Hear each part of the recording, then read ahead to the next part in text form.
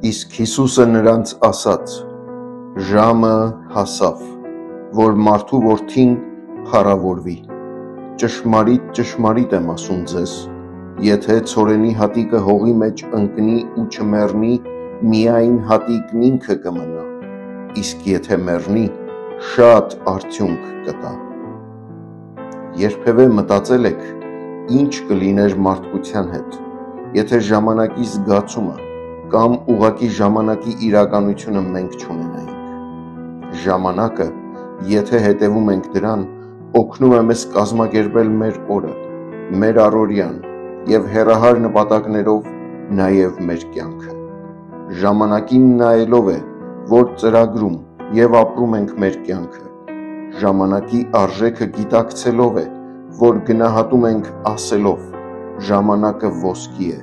ժամանակը թանկ է, ժամանակը ծախու առեք։ Աստված ստեղծեց և դրեց մեզ այս աշխարհում ապրելու ժամանակի մեջ և նույնպես օգտագործեց ժամանակը մեզ հետ իր հարաբերությունը վերականգնելու։ Աստված ժամանակից առաջ որոշեց իր որդին աշխարհ ուղարկել։ Հետաքրքրական է տեսնել, որ Հիսուս Քրիստոսը Հովհաննեսի ավետարանում հստակ կերպով խոսում է իր աշխարհ գալու նպատակի և նպատակը գործադրվելու ժամանակի մասին։ Ժամը հասավ, իմ ժամը արդեն իսկ հասել է, կամ ես հենց այս ժամի համար եմ եկել արտահայտություններով։ Այդ որոշված ժամի մեջ է Հիսուս Քրիստոսը փառավորվելու։ Ո՞րն էր այդ ժամը։ Ինչ ժամի մասին է խոսում Հիսուս Քրիստոսը։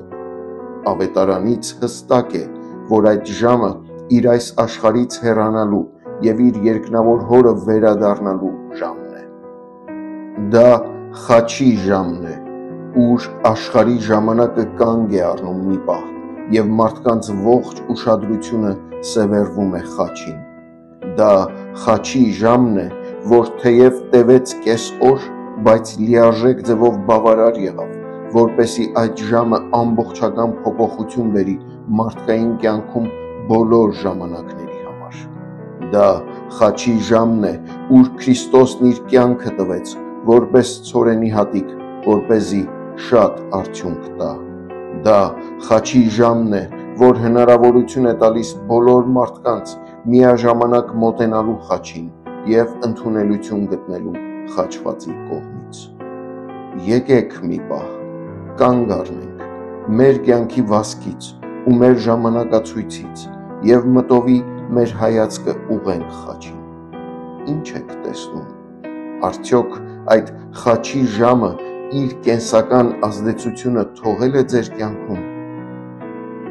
Տեր, օգնիր ինձ իմ հայացքը սևեռելու խաչի ժամին ու այս կյանքում